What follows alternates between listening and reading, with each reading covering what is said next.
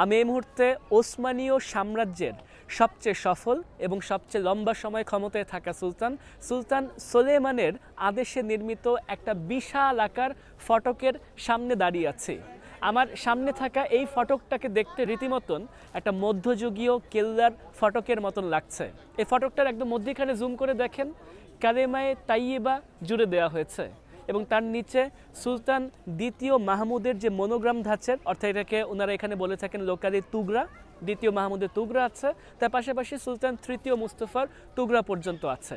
দর্শক, সেই কালে একমাত্র সুলতান এই গেট দিয়ে ঘোড়ার পিঠে প্রবেশ করতে পারতেন প্রাসাদের ভেতরের অঞ্চলে, এবং সাধারণ যারা ভেতরে প্রবেশ করার অনুমতি পেত, সাধারণত যারা অ্যাডমিনিস্ট্রেশনে কাজ করতেন তারাই ঢুকতে পারতেন বা পরিবারের সদস্যরা ঢুকতে পারতেন, তাদেরকে ঘোড়া থেকে নেমে হেঁটে কিন্তু ভেতরের দিকে প্রবেশ করতে হতো। সুলতান সুলেমানি আদেশ দিয়ে এই গেট অফ সেলিউটেশন বা এই বাবু সালামটাকে দাঁড় করিয়ে নিয়েছিলেন।